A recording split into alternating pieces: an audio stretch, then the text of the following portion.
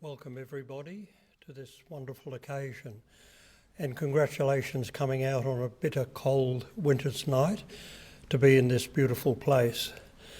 I'd like to introduce myself. My name's Sam Ginsberg and I'm your MC for this evening.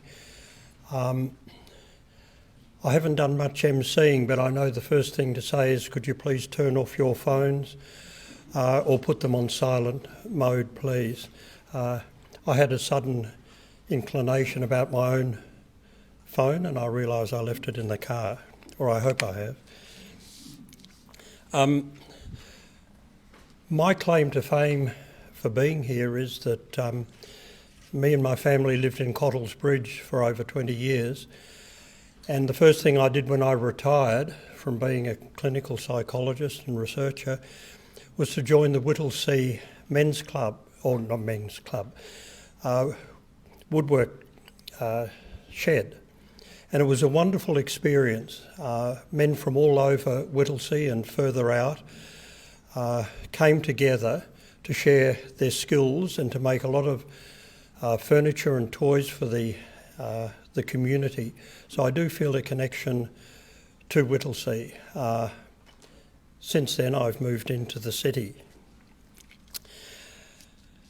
There's some people that I'd like to welcome. I'm aware that this is online direct streaming tonight.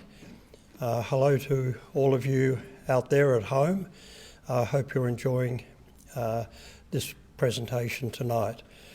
We're certainly extremely pleased to have so many eminent speakers to speak to us tonight. But I think before I begin, it would be appropriate to mention some very special guests who are with us tonight. They're people who have been members of the Whittlesea Historic Society for many, many years, long-term members and some life members, so a very special welcome to you. It's appropriate to start with welcome to country. I'm a member of Global Gardens of Peace, and they have what I consider to be a very appropriate welcome to country. We acknowledge the traditional peoples at these lands, the land in which we live, work and enjoy.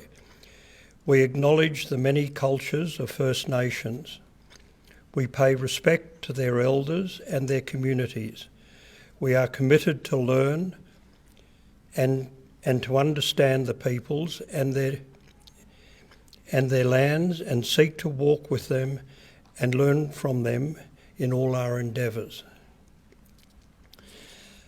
As I said, we're very fortunate to have some very eminent, distinguished and generous people who have come tonight to speak to us. It's a credit to the Whittlesea Historic Society to engage people of this status to speak to us at such short notice. So thank you very much for coming. The event schedules clarify the order of the speakers, and there'll be time for questions later. There'll also be an opportunity to make comments on some written material that's at the front desk, should you prefer to comment. I humbly suggest to the speakers to please keep to your time. I realise it's very short to say probably a lot, but I know you'll do your best. I'd now like to call to the lectern our first speaker, Jacinta Walsh, MA. Jacinta is the founder of and artistic director of Ballet Arts Australia. Thank you, Jacinta.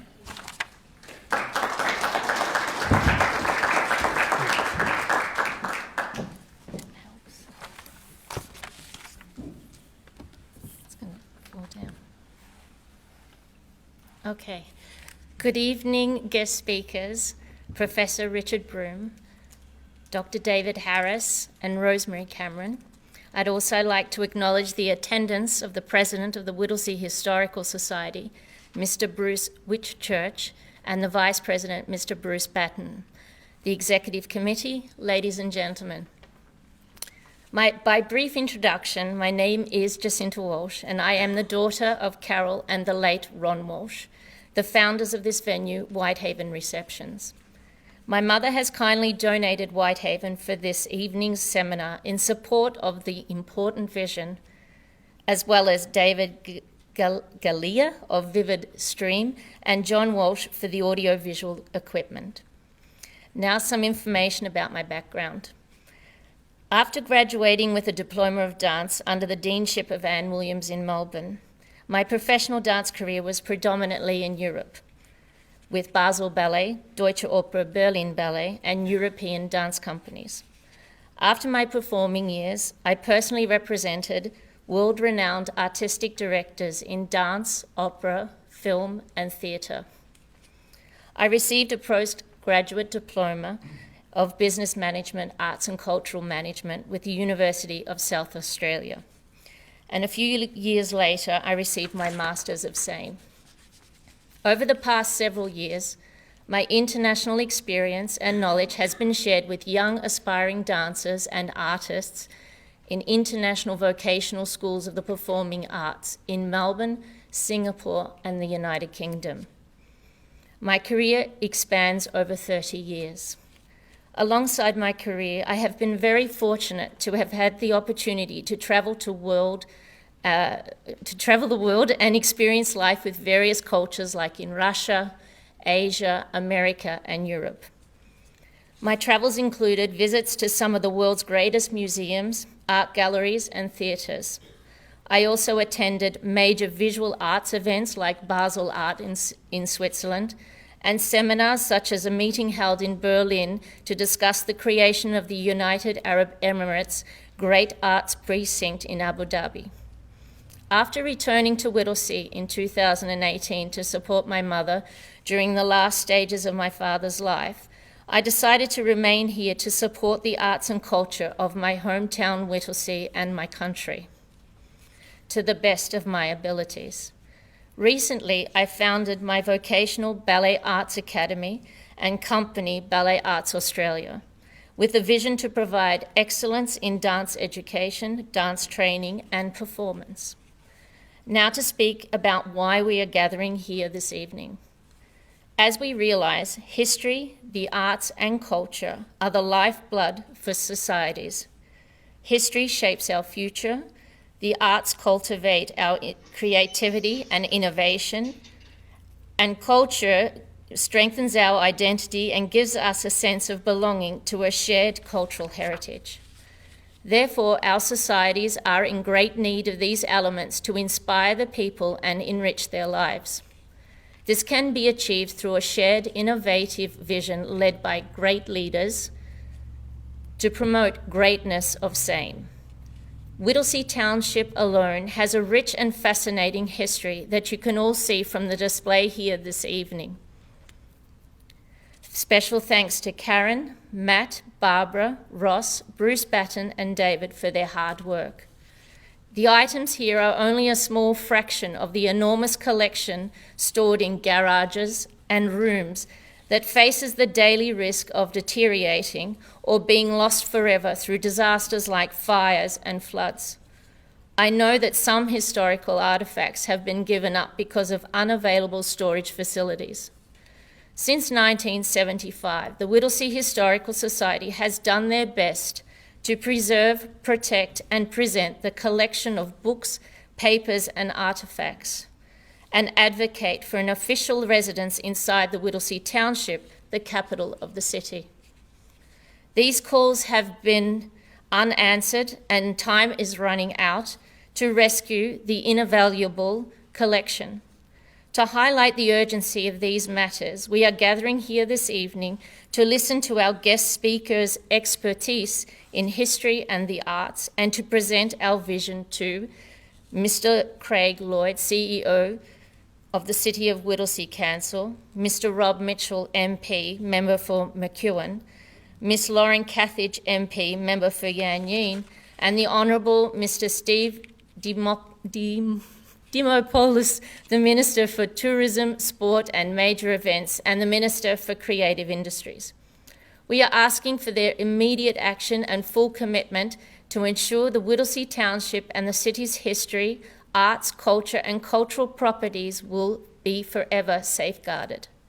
We are asking them to support our shared vision to create a historical and arts precinct in the township of Whittlesea, where Whittlesea's Historical Museum and Art Gallery will be established to preserve, protect and present the history, arts, culture and cultural properties. Please cast your eyes on the map of Victoria. The pins are representing all the museums in our state. Unfortunately, you will also note with my assistance that the entire city of Whittlesea is without a museum. So it's just above the clusters of Melbourne. Mr. Albert Miller kindly placed every pin on the mat, so thank you, Albert. This for me is shocking news, and knowing, like all of us here this evening, how important it is to preserve, protect and present our history, arts, culture and cultural properties, I'm reaching out to our passionate leaders of history and the arts who are present this evening to ask them to fully support our quest in seeing this vision come to fruition. Thank you.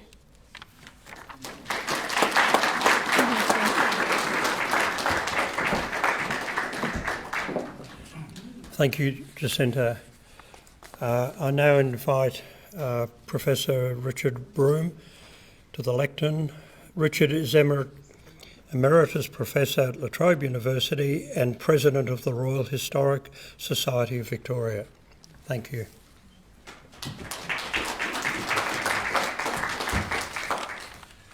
Thank you very much. Thank you much for coming here tonight, and the RHSV sends our good wishes to the Whittlesea Historical Society and your membership team, particularly Bruce Whitchurch, the president. I'd like to just begin with an acknowledgement to country that we are on the land of the Wurundjeri people, and I'd like to pay my respects to their elders past and present. And as historical societies, I think we should be aware that Aboriginal people are offering partnership in their 60,000-year history in our country, and I think that takes us all back into deep time. It's a rich heritage that we can all share, and so I think that we should be very thankful that they're offering that to us. Now, I note the Whittlesea Historical Society has been going for 48 years, and that's a wonderful thing. But I'm absolutely astonished, astounded and shocked that you don't have a home in all those years. Now, the RHSV is a little bit like that. We're gypsies. We've been going for about 114 years, and we've never had a home of our own that we've owned, but we've always had a place. At the behest of other societies, or at the moment we're occupying for the last 20 years a government drill hall in the centre of Melbourne. We don't have a lease, and we are going to make earnest efforts about that in the coming months with government. We did have a lease, and it just got whittled away from 10 years to 5 years to 1 year to no years. But at least we have a place, and it would be very difficult to throw us out. So I thought I'd talk tonight about the theme of the power of place. And we've seen that in those images that we were looking at 10 minutes ago.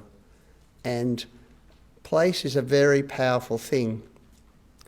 And it's people that give meaning to place.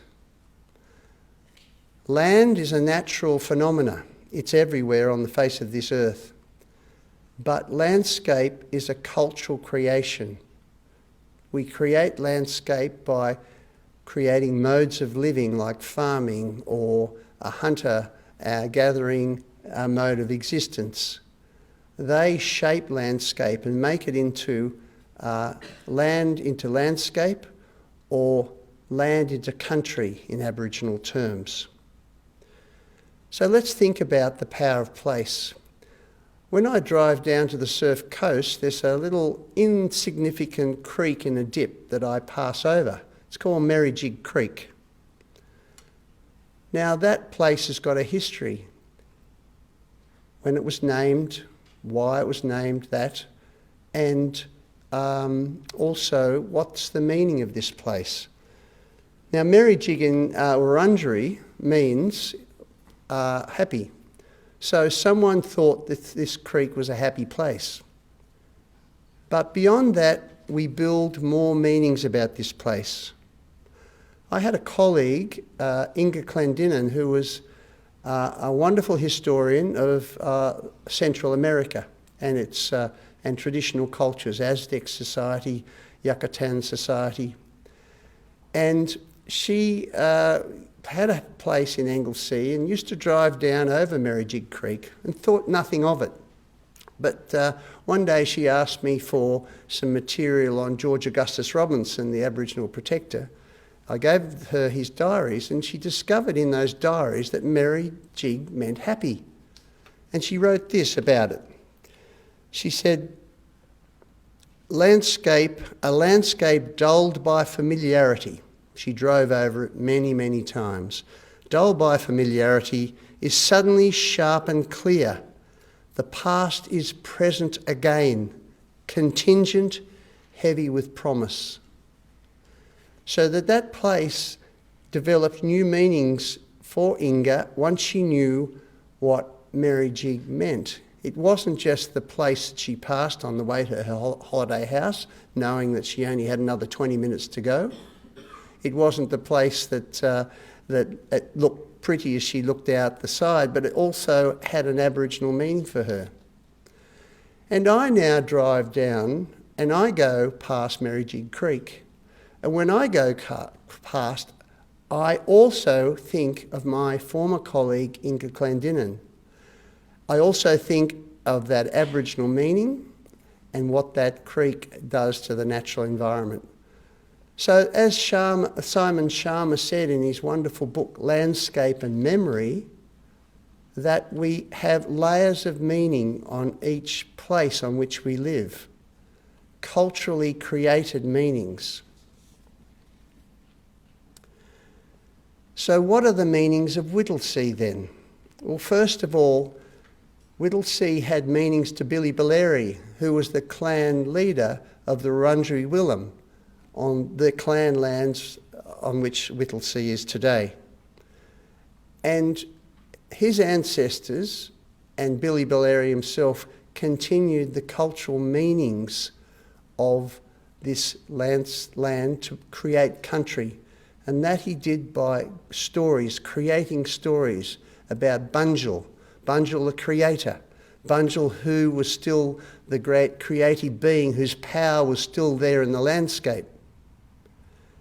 He also created meanings because Aboriginal people had totemic relationships to land. And for the Wurundjeri, everyone was either Bunjil or Wa, eagle, hawk or crow. And that was important. It determined who you married, for instance. It determined how your relationships played out with groups in society. Of course, Europeans have settled this land for about 190 years. And you have to see what makes this land in its European phase distinctive. It has overlaid an Aboriginal landscape. It has overlaid country in many ways, despite it never being ceded. It was farmed, it was reshaped, but people here developed new meanings. They built churches, they built houses, they shaped farms, they built roads, etc.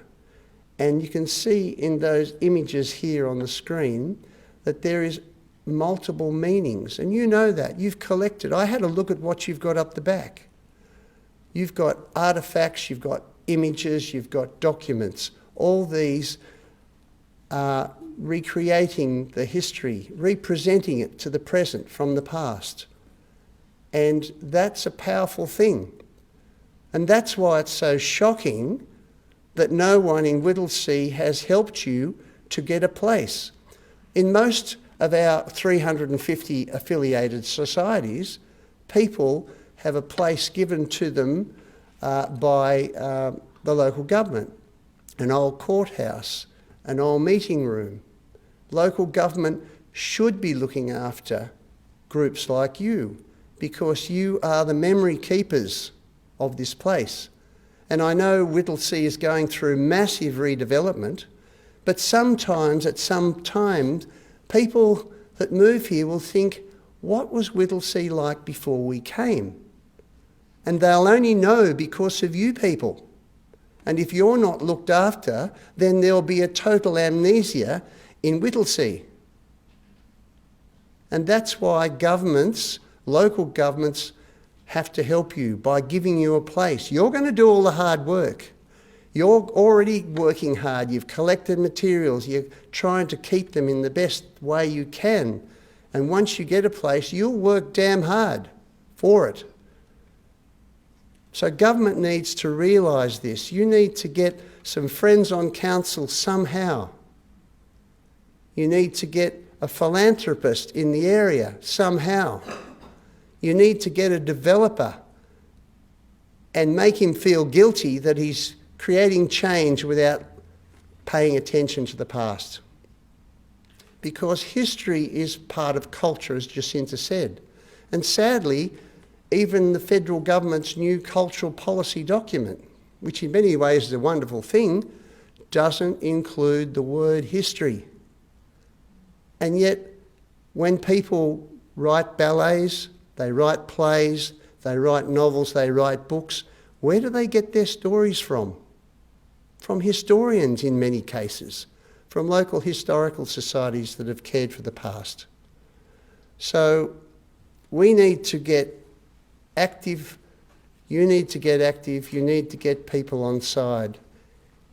It's not going to be easy, but without that, without friends in high places, you're not going to make it. And so you'll limp along as you have been, and I think that's a terrible thing. So I guess I'll leave it there. Thank you.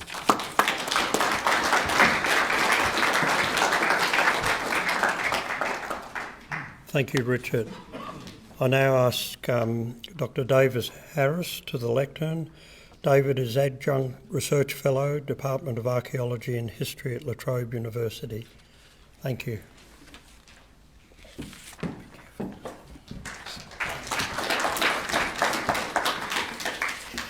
Thanks for the invitation to speak, and it may seem that Richard and I have discussed what we were talking about because I'm going to extend what he said. It'll be different though, and it may have something to do with the fact that he did tutor me when he was a young tutor, and he supervised my thesis, so I think we think along the same lines. The other point that I'd make would be looking at this map. I know so many of those pins, and I have such wonderful memories of those places and people like you providing material which would otherwise not be there. Okay, I'll be reading this paper because I'm trying to stick to the amount of time I have. So my question that I'm addressing is, what is the importance of local history? And to answer it, I want to talk about a place at Mitcham in the eastern suburbs.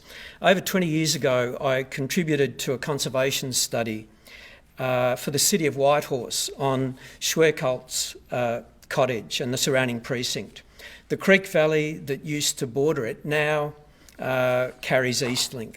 And I'd already been involved on a project at Westgarth Town with Rob Wookage, who's here tonight, and it's great to see him. And when I worked at Heritage Victoria, I naturally assumed that the significance of Schwerkolt's was partly to do with the part it played in Victoria's German heritage. The design of the house was similar to German farmhouses in Doncaster, Kangaroo Grand and Maltson's farmhouse at Westgarth Town. But over a cup of tea with some members of the Historical Society, I realised this perspective wasn't actually uppermost in their minds. To them, the site's significance wasn't its German origins. Instead, the building was a pioneer cottage and part of the early history of colonial Mitcham. I began to understand why locals who had lived with the building for most of their lives and perhaps spent hours and hours devoted to its preservation and its functioning as an important local historical site would see it as a link to a pioneering past. Often such sites are given a unique status that over the years become embedded in the history of place, the sort of place that Richard is talking about. And it's worth remembering the way that place has several different levels of meaning. And so at Schwerkolt's, there was a herb garden, for example, that was thought to have been planted in the mid-1860s and was considered to be the first herb garden in Victoria. The cottage was believed to be the only pioneer stone cottage on its original land in metropolitan Melbourne, although the existing cottage was the third one on the site and built in the late 1880s. At the time, I questioned the interpretation that I thought was a bit inaccurate, a bit nostalgic and a bit sentimental. And for me as the consultant historian, there were other more important elements, but there was also a lesson for me to learn. And that was that a local community's view was one of several ways of looking at the site, and stories of local relationships with the site grew, and there was some searching to explain why it was important. And I might disagree with some of these fictional elements about the herb garden, which was a bit way off, and the idea about it being the only cottage in suburban Melbourne. You only need to look to Westgarth Town to see how incorrect that was. But really, it didn't matter. So what did I think demonstrated the importance of the land and building to this area? There were several, but I was particularly intrigued by the way that the suburb of Mitcham had developed around the site, obviously similar to Westgarth Town. I also began to realise the story of its preservation was part of its history, and that the stories about it its perceived unique elements made the site locally significant and were part of the local relationships that perhaps gave a sense of community.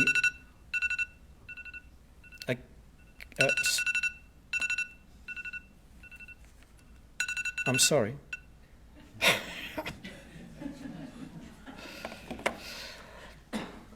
And were part of the local relationship that perhaps gave a sense of community, of ownership to it. So two aspects that were important to me were how the site had a continuing history linked not only to both world wars, but to modern stories of conservation in the 1960s. It was a reminder of the observation made by American novelist William Faulkner that the past is not dead, it's not even past. And as I researched through the archive that was in the building on the site, I found amongst the papers a letter dated November 1st, 1965, congratulating members of the Historical Society who had saved the building from demolition. The letter was signed by Robert Boyd. So one of Australia's most famous architects saw the significance of saving Schwerkolz. Boyd and the local residents in Mitcham shared a view that the heritage value of a building is not measured by who designed it or how grand it was. And this is an unremarkable view in 2023, but in 1963 it wasn't. There were probably many places like Schwerkolz Cottage that went under the bulldozer as suburbia went over the orchards of the eastern suburbs between the 1950s and the 1970s. So there's a study yet to be written about how other community-based protests led to the conservation of significant sites. For example, why is Westerfolds Park on the border of Eltham and Templestowe? Because local residents stopped A.V. Jennings from subdividing the land about the same time as Schwerkolz was under threat. So for me, as an historian, Schwerkolz was probably linked to many places across Melbourne in the 1960s, 10 years earlier than the 1970s, which tends to be regarded as the pivotal point of community action and protests such as the Green Bands. So the early 1960s was also a period when grand buildings like Como were considered worthy of preservation, but certainly not an old farmhouse in Mitcham. But there are other more extraordinary stories buried in the archive. And this is the reason that you need an archive. If there was no archive, that letter, one letter, may have gone. But the next thing adds further to the need for an archive. So amongst a wad of letters, I found a suggestion that the house and land were confiscated from the family at the end of the First World War. As part of war reparations, the German government was forced to pay the Allies. So the story is complicated, but the bare outline is that by coincidence, August Schwerkolz's daughter happened to be in Germany with her husband at the outbreak of World War I and were forced to enlist in the war effort. After the war, letters continued to be exchanged between the family and the Commonwealth government throughout the 1920s and 30s until a resolution was almost reached in 1939 when any further negotiations halted with the outbreak of World War II. So what, you might ask? Well, as a historian, here is a further area of research and an example of the way that local events achieve an even greater significance and meaning when they are put in the context of national and international events or movements. So the neglect of your archive is contributing to the neglect of our understanding, not just Whittlesea, but beyond Whittlesea.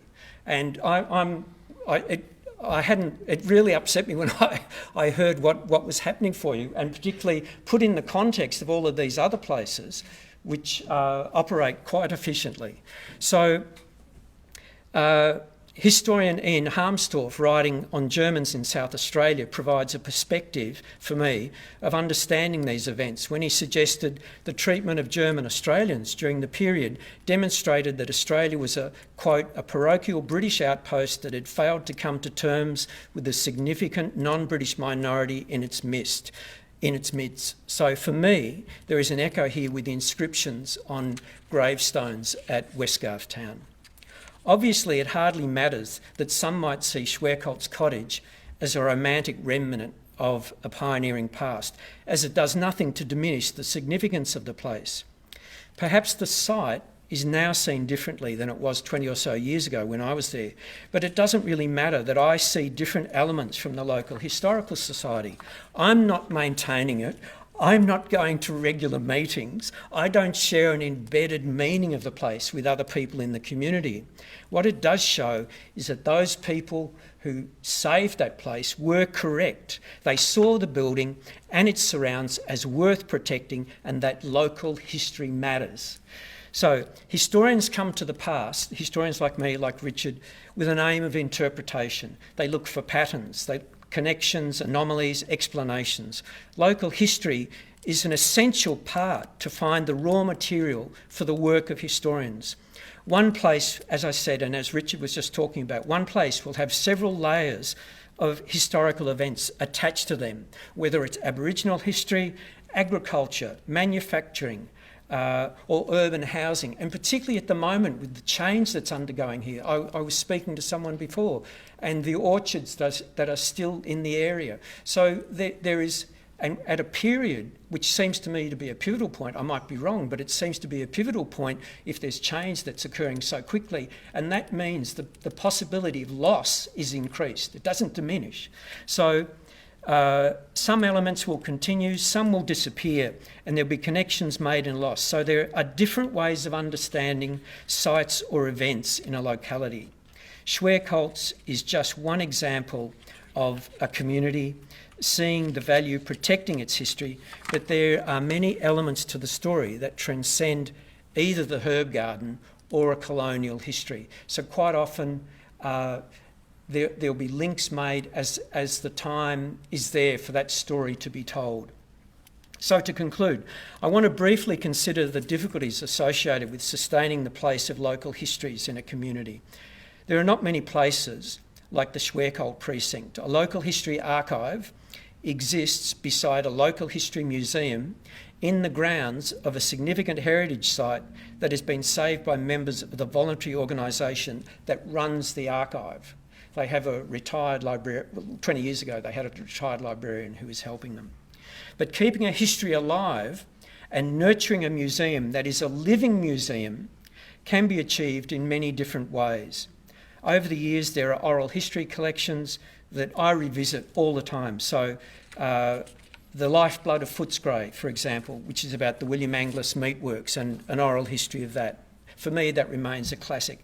Under the Hook, the history of Melbourne waterside workers, or Casting the Net on the Gippsland, about Gippsland's fishing families. And more recently, with the ending of commercial net fishing on the Gippsland lakes, an online project was initiated combined with a travelling display to tell the story of commercial fishing on the lakes. And you can find it by Googling End of an Era, The Last Gippsland Lakes Fishermen, or The Life Stories of Gippsland Lake Fishers. You'll find it. It was funded by several organisations.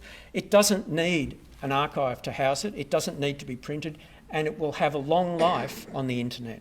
So, to conclude, local history must be relevant to everyone in the community as it's an important component to sustaining local communities, and it must provide a place for everyone. Thank you.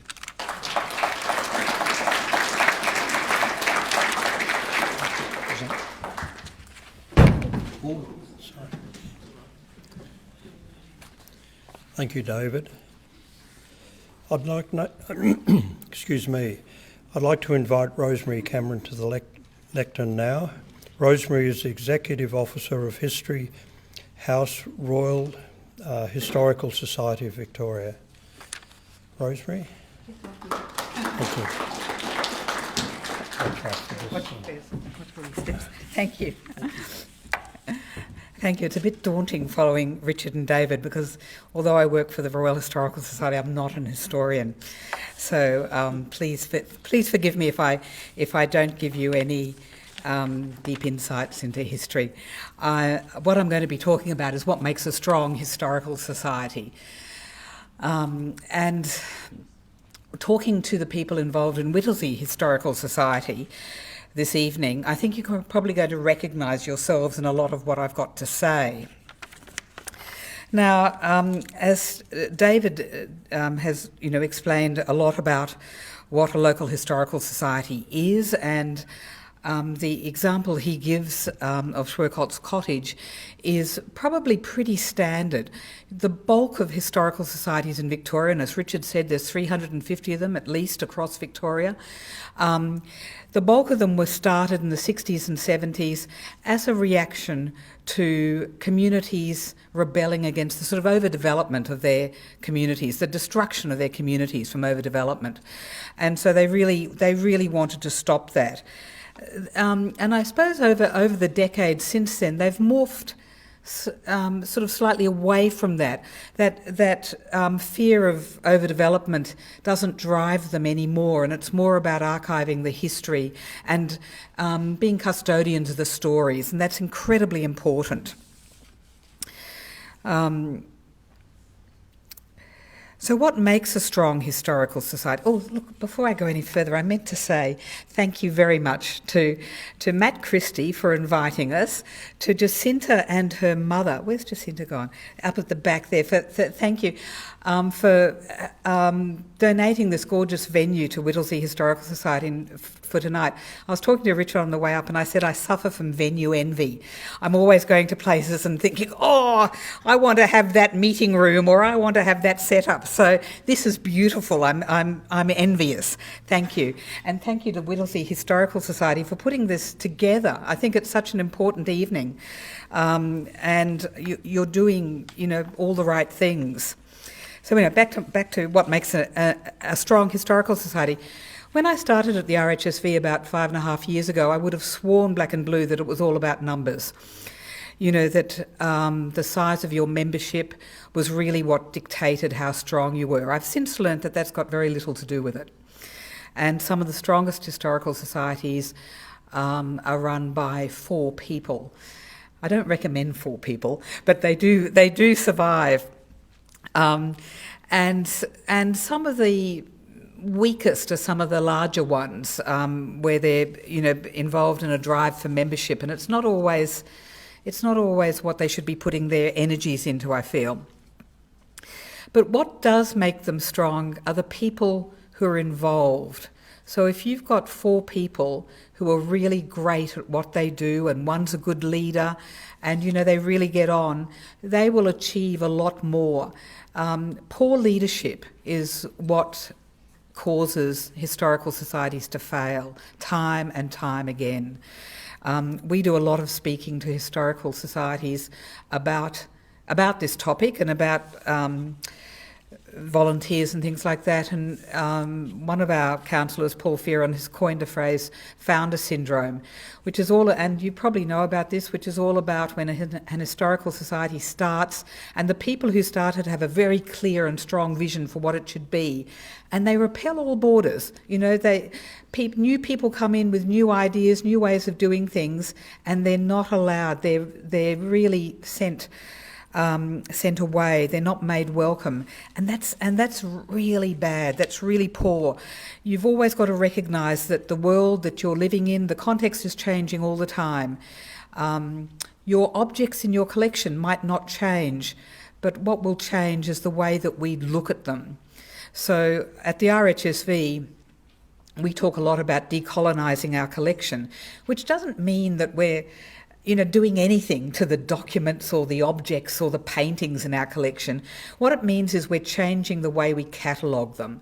And so, with decolonising, it's obviously to do with Indigenous material, but it also applies to material about women and other groups who, when we started in 1909, so our catalogue is very old, these people weren't recognised. There'd be a photo of the Mayor of Whittlesea, say, and it'd be, Mr. Tom Jones, Mayor of Whittlesea, Mrs. Tom Jones, Aboriginal servant. The women weren't named, the Aboriginal servants certainly weren't named. They weren't identified. They were lucky if they were talked about at all, let alone named. So we're trying to go back and change that. and put these people into our catalogue records. So, you know, it constantly amazes us how much Indigenous material we have in our collection because it doesn't come up in the catalogue records. And the same thing for women, and for a lot of groups which, you know, these days we take for granted and which were just hidden in the past. And so the context in which you're working is changing all the time, and you've got to be prepared to change and roll with that. Otherwise, you will become irrelevant, and you don't want that to happen. I've got a sort of mental list in my head of strong historical societies because I try and get out and see historical societies all the time. And there is one thing that is very common to them all, and that is their relationship with the local council. So they have great relationships with the local council, and it doesn't happen by accident. They work on it. They really, really work on it. They, Jim Connor, who's the president of Eltham, told me that, and I think Jim might have been a former councillor, but every time there's a new councillor, they give them an information pack about the Historical Society. They offer to take them on a tour. They go and visit them. They introduce themselves. All the local councillors are on their mailing list. They really, really work that relationship well, and they have a fantastic relationship. It's not just venue envy I have computer envy, and I go up there and they've got a room that's full of these, latest Apple Mac computers. I'm just, I want them. So and it's all funded by their local council. So it's really important. Richmond and Burnley, another historical society which is really strong, and once again, they've got, the local council in Richmond and Burnley Historical Society are like that. They're so close. It's, they ring up David Langdon. It's David, we need this. Sure. Oh, well, can I have this venue free of charge? Yeah, sure. So it's this lovely mutual patting of the back and helping each other, because you are an enormous asset for any local council, and never forget that. You are the custodians of the story, the archivist. The amount of volunteer work that you've put into keeping these stories over 48 years is absolutely irreplaceable. They're not going to get that. That they could pump this place full of money and they still wouldn't get what you've done for free for the last 48 years. So never forget how important you are to these local councils, and what an asset you are. They need you as much as you need them. And so when you go and talk to them, stay strong. Remember how important you are. What else have I got down here? You'll have to... I'm sorry, I'm not doing a very structured speech because we had our AGM last night and I've been absolutely flat strap working on that. The other thing that's changing about our context is digitisation and the digital world we work in. So, this started with, moving from typewriters to computers, and we've got there were a lot of silver linings that came out of COVID. The fact that we're being streamed tonight is probably a post-COVID thing. It's, we would never have dreamt of doing that 3 years ago. But we've all been pushed into this brave new world where live streaming is the norm. And it's fantastic because it breaks down geographical barriers, it breaks down a whole lot of disability barriers, a whole lot of things disappear. And so, the more we can embrace that, the better. And I know that new technology can be scary and frustrating, and you think, oh, God, do I really have to learn a new software? But you've just got to keep pushing yourself because it is important. But don't make the mistake of digitising everything and getting rid of the originals. One of our fantastic staff members, a woman called Sophie Schilling, she doesn't work with us anymore. She's an archivist with the Bureau of Meteorology. But she explained to me once that you can have a manuscript, so a page like this, and silverfish can have eaten around the edges. There'll be a coffee stain on it. There'll be a few words that you can't read, but basically the document's still there. With a digital document, just one piece of data has to be wrong and you don't have a document. So digitisation is important, but it's always just as a backup to your your collection. Don't get rid of the collection. Don't think that all you have to do is digitise your photos and that's it. And the other thing is just, and you know, talking to the Whittlesea members tonight, you've been talking about all these things, so I know you're doing the right things. Just the fact that you're having this event tonight is fantastic. But it's whenever there's an opportunity to engage with your local community, say yes. Don't say no. Don't say, oh, I don't have time. Say yes. If it's the local church fete, have a stall there. Have your books and your publications. Be wherever people are so that they can see you, they identify with you, they can ask you questions. And you can recruit new members and new volunteers all the time. You know, if it's a Bunnings sausage sizzle, you mightn't have a home, but you can go into local primary schools and do in-school sessions with primary students. The local teachers would love that. And so, you know, there's a whole lot of things that you can do, and you might already be doing this. We run Women's History Month in March, History Month in October. The National Trust run the Heritage Festival in May. There's Seniors Month in October, Children's Week in October. These are all things that you could have a presence in, and it just puts you in front of new people, makes new people aware of what you do and how important you are. So that's all I want to say, but I just do want to finish with one plea. You'll probably all know that at the moment, local history in Victoria has suffered several blows from the state government.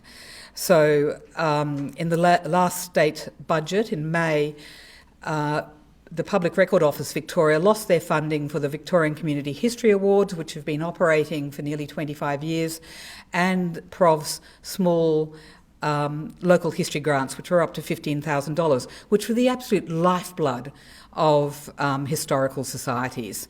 So those grants were incredibly important, and the Victorian Community History Awards are fantastic. We've been involved with them from the beginning for the last 12 years in partnership with Prov. They've raised the bar in terms of the way local history is produced, and they provide great recognition around the state. And they've both lost their funding.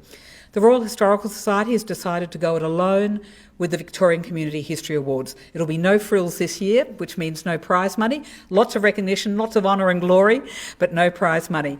And we'll be doing our best over the coming year to reinstate them and to get prize money and to really build them back into the great awards they were. We've already been having discussions with private individuals about philanthropy for that. So these are awards that are very important. We're also involved in an advocacy campaign, and I'd love you all to join in this. The first thing we ask you to do is just to write to your local member, just to write to them and say how important the Prov's Small Grants Program and the Victorian Community History Awards are, because there is almost no other funding in this state for historical societies. Richard talked about how history doesn't appear in the national cultural policy.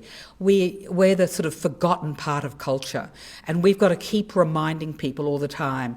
And then once you've done that letter to your local member, please send a copy to Danny Pearson, who's the Minister for Government Services, which is the department that funds Prov, and just say how angry you are and how important it is. And I want Danny Pearson to get a flood of letters from every electorate in Victoria. So you've got to do your bit. Okay, thank you.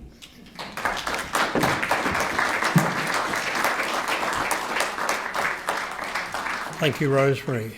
You might have had a late night, but you've still got fire in the belly. Unfortunately, Brian Clancy couldn't be with us tonight, and Thelma Caldwell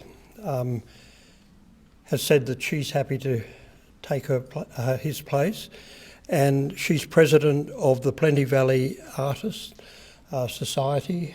Some work on display here tonight. So Thelma, would you like to just say a few words? Thank you very much.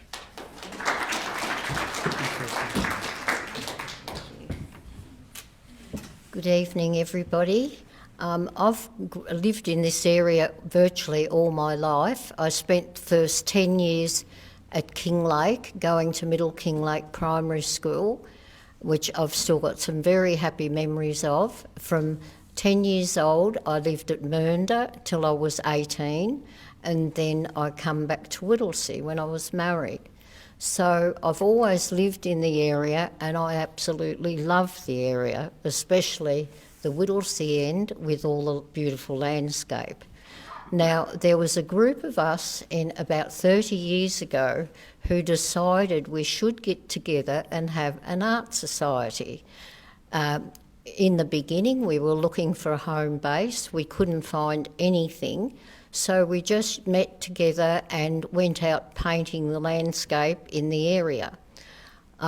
We ended up, when the weather was wet, we ended up hiring a church hall to paint in the hall. And then almost 25 years ago, I was talking to Ross McGavin from Parks Victoria and found LePage Homestead in Gordons Road, South Morang, was coming up for lease. Now, it's a beautiful old historical homestead in a beautiful park. So it was ideal for us, and we've been leasing it for 25 years. But as all leases, you're just, each time the lease comes out, you're hoping you can get it again. We have been lucky, but I don't know for how long. So we've got a gallery, well, there's quite a few rooms down there, but it's not quite as big as what we'd like. But we've got paintings on display. We have workshops there regularly. And in the past, we've had jazz festivals in the park, music festivals, and kids' art in the park when we've been able to get funding. But so anyone that hasn't been to Hawkesbury Park, down into LePage Homestead, where there's someone with the gallery open every Sunday and every Tuesday, so feel free to call in and have a look at the local landscape paintings.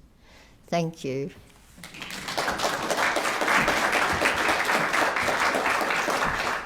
Thank you, Thelma. I'll now ask David Ovenden to the lectern. David is a local historian from Whittlesea. Thank you, David.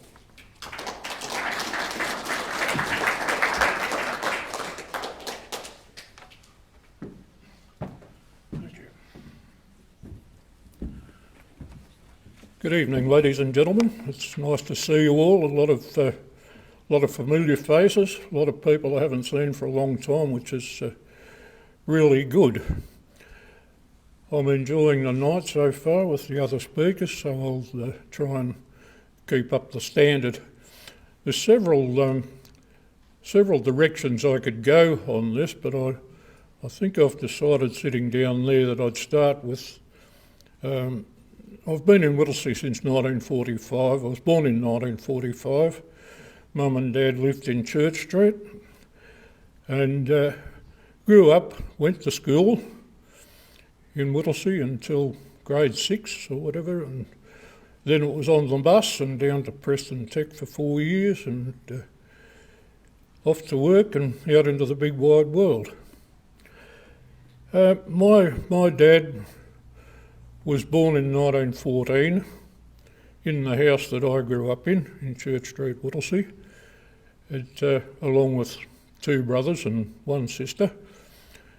And his father was Harry Ovenden, who was a bit of a character.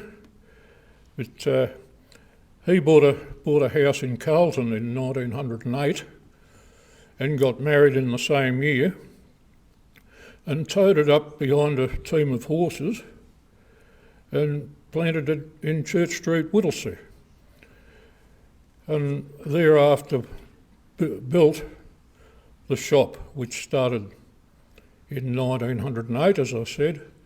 And he had a shop and he had a carrying service and he had a billiard room. And well, what else can I say about him? He was there for many years, and then his wife died in 1941, and in 1945 he married a lady named Ethel Tack, which is another interesting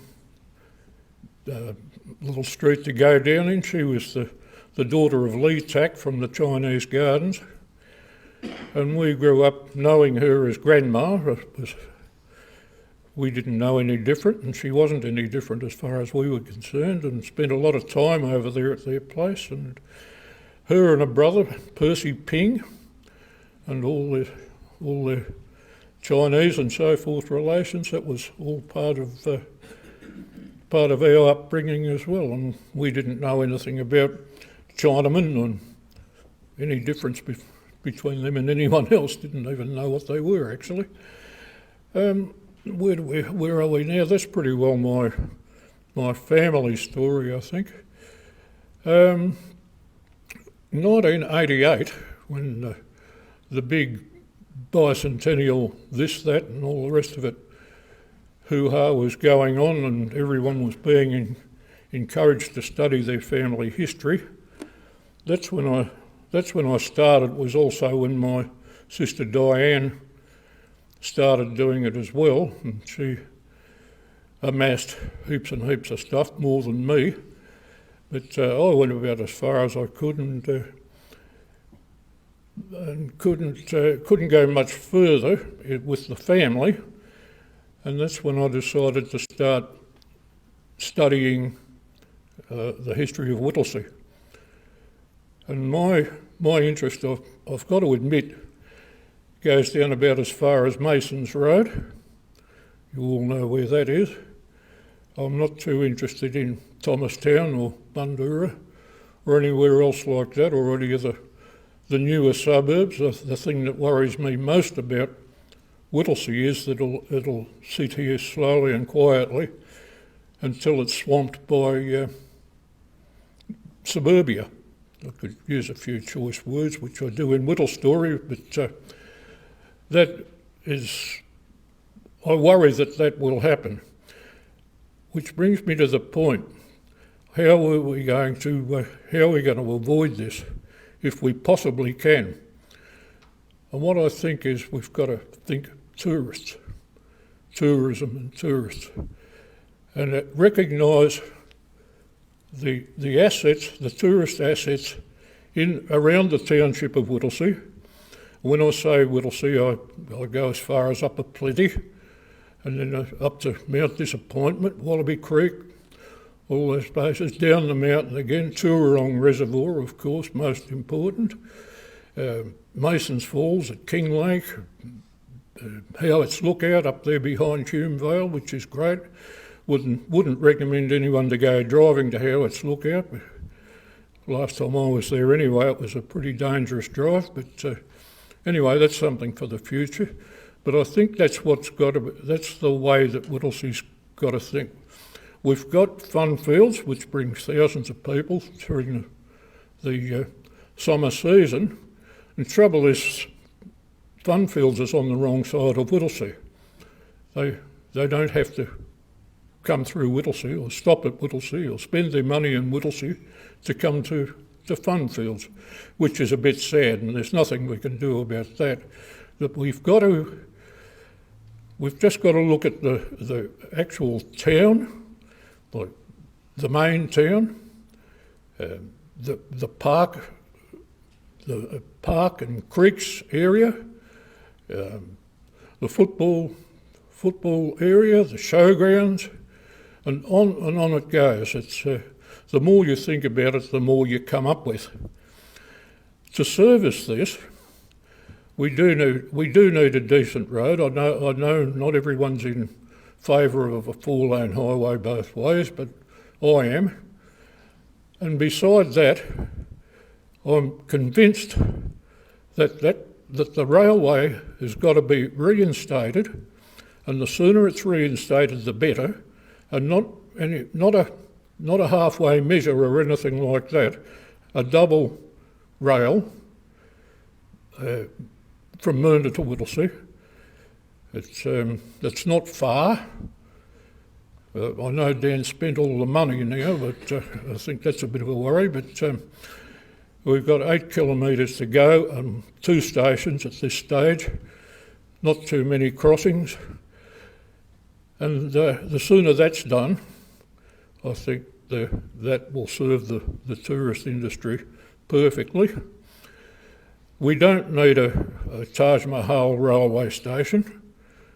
We're a terminal. It'll be a terminal, I'd imagine, station, which would be small. And also, as well as the normal commuter service, which that would entail, would be a weekend mainly tourist steam train. It's you look at the Mernda specials that they run, they're hanging out the windows, and Di Rowlands just reminded me a couple of weeks ago about the old Shire picnic train we used to have, which was fantastic. I think every resident of the Shire got on that train and went to Mordialloc for the day and had the time of their lives, and singing and carrying on in different ways on the train on the way. And that's something that's never been forgotten. And whenever I see that Mernda special running up to Mernda, I think to myself, my God, I wish that was going to Whittlesea. And as well as that, bringing in more tourists to enjoy our area. Another track we could go down is way back in the 1830s, if you like, late 1830s. A couple of years after Melbourne was established, Sherwin was an overlander, came here and settled, and a couple of years later, or 1838 or 9, Thomas Wills bought 4,000 acres at the land sales in Sydney, which was divided up into tenant farms, many tenant farms, and remained as tenant farms up until 1886, when they had the land sales for the old Wills estate, as it was known, down at the Mechanics Institute Free Library, Picture Theatre, whatever you like. It wasn't at that stage, of course. But anyway, they sold it all, and sold a lot of it to the original tenants, which make up a lot of the people that bought that land at that stage, including the Battens and the Andrews and many others, are still well supplied with descendants around Whittlesea. And what else can I say? Thomas Wills at one stage donated 15 acres of land for the Church of England church, which was built, which is in a pretty sorry state today. It's been closed for a while now, and hopefully things will improve in that direction. The Presbyterian church round in Lime Street was a little bit earlier than the Church of England, and the Methodist Church was 1873, I think, etc. But there's just so much. There's so much soul, there's so much history in and around this township that I think that's the way we've got to look, and we've all got to look in the same direction, push in the same direction, and let's do it. Let's get it going. And I think I've just about run out of things to say, so I hope you all enjoyed that.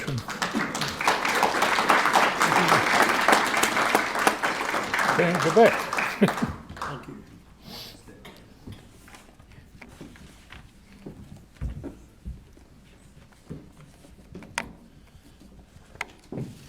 Oh, excuse me, sorry. 30 seconds.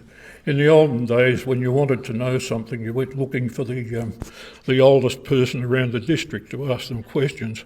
And now that I'm getting into that category, there you are. Thank you.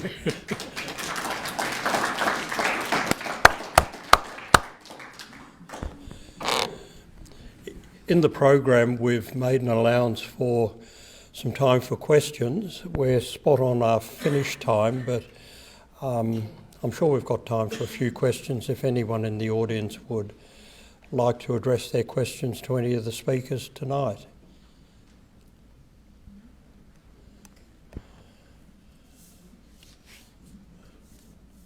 No? A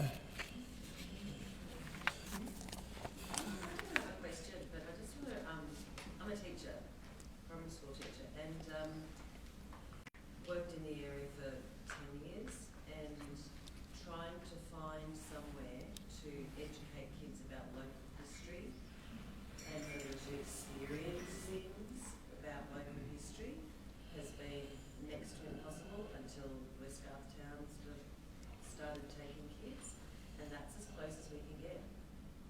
There's nothing sort of local that we can take kids to that they can experience things, and it's part of the curriculum.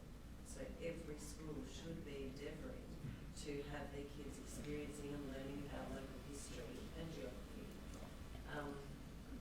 But the kids aren't out Yeah. I'm not too sure how it works because the Whittlesea Council was very hard to have a good relationship with. But I would say if the Historical Society was in the courthouse and the courthouse could be set up, I've seen a couple of school parties in the courthouse being lectured, and it worked very well. If the Historical Society had that building, and that's one of the many uses that we use for. for, like, in terms of the amount of material that you're saying, or just what's here tonight. Oh, the courthouse would only be a start. Yeah, that's what I mean, like, if you need to use that. There's a very big CFA shed, used to be a CFA shed, just up from that could be a next extension, maybe later on with the purpose-built building for the use of us and the arts, the art precinct, if you like. I think that's where it should be. It's starting off small in the courthouse and developing from there. But anyway. I think before that point of getting a courthouse or getting a place, you can start now by working with the teachers and taking material into the classroom. You can take a history box, a box full of items that can elicit discussion, interest, and then you start to talk to your local councillors that we're doing this for our Whittlesea school children and we need council support. And so that's a small thing, and once you then get council support on that, then you up the ante support for something else, maybe a place or the courthouse or a grant. So I think, it's a great way to work with schools because children have a great deal of purchase. People want to do things for children and their education. And I'm sure that some of the councillors would want to do that. But I think Rosemary's right. We've got to connect with the council. And I wrote a history of Coburg because one of the councillors was passionate about his local area. And he found the money from council to employ me for 3 years to do it. And so you have, you might have good relations now, but as Rosemary said, you've got to have every opportunity to show you're doing things. A good way would be to start with the schools, and then you build from there, and they start to see you're doing something. Can I also offer, perhaps if you contact some of the Whittlesea Historic Society people who are here tonight, this is about what Rosemary was talking about too, about community coming together, and you could endorse applications to the council that education of children, it's so essential to have a central place with all the history. It has to work for, like if it, for local history, it's the junior primary school end of things. So it needs to be appropriate to their understanding of it. Yes. And a lot of that is, that's sort of activity based. So being able to do things and experience things is the way they work best. So Yes. having,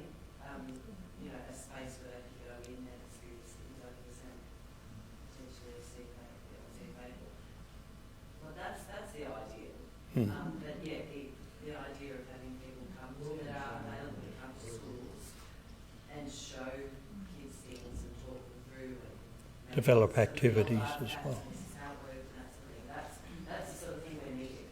What is this object? What was it used for? Yeah, what do you think? No. I was Yes. a teacher at Whittlesea Primary School for many years.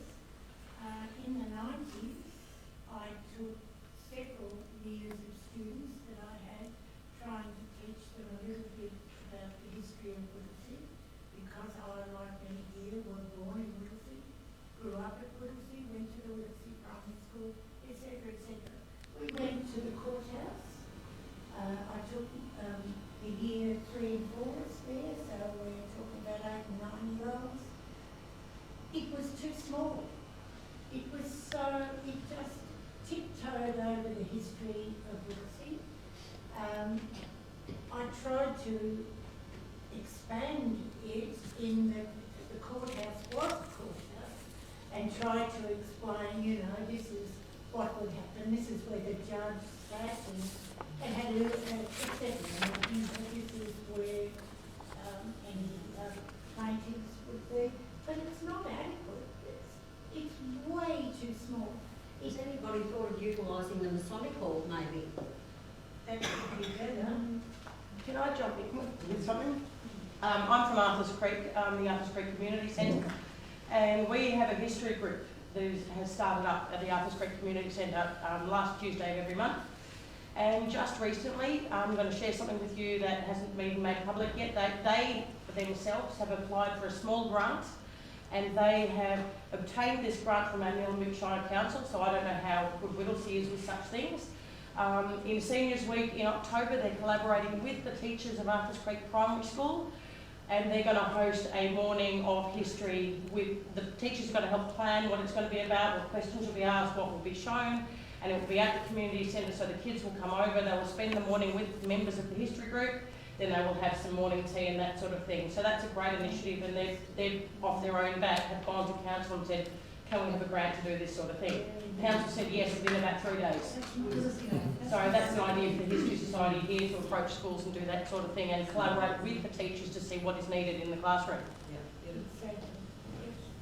This sort of discussion is highlighting what has already been supported by the speakers of having a community sort of open house where people can network and solve these problems. That's very good. Any other questions? Well, I think the fact that there aren't a lot of questions suggests that the speakers have given us a wonderful presentation tonight. Could you all put your hands together for the speakers tonight?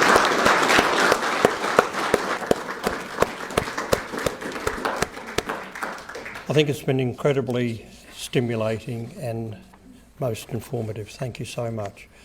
Thank you to Whitehaven, Jacinta and your family for enabling this to take place in this beautiful setting. That's very much appreciated. Would you like to come forward and accept a token of our appreciation?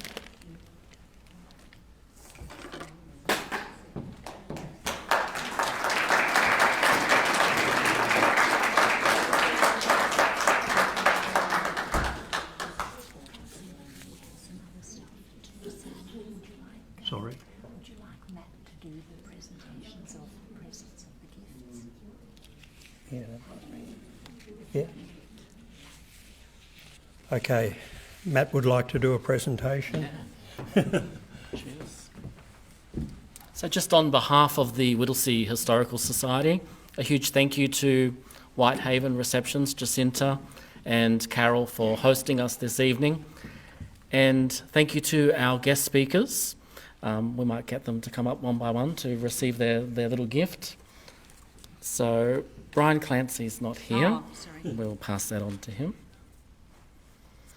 Rosemary Cameron. Could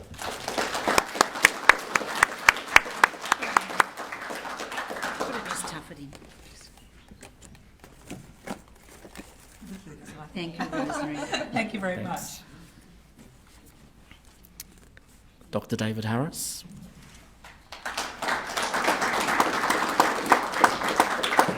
Thank you, David. Thank you, David. Dr. Richard Broom.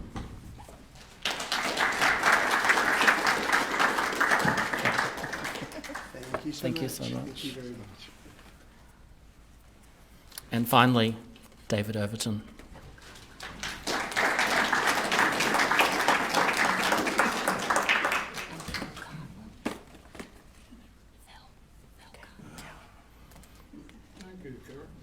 Thank you, Dan. And Thel Cardwell, would you like to come up, please? Thank you. Yeah. And a huge thank you to our MC tonight. Sam, thank you so much for your great That's a pleasure. efforts and Thank you keeping very much. us on track. Thank you. And thank you for attending this evening. Feel free to have a look at the exhibits that we've got there and take some photos and chat to us. We're the people with the name badges, the Whittlesea Historical Society, so come and have a chat to us. Thank you. Thank you for everybody who did all the displays. I think we did that this summer, didn't we? Oh, all right. Okay, There's supper and supper. supper. Okay, so supper is now being served up the back here, and time to enjoy the amazing display in the foyer. Thank you.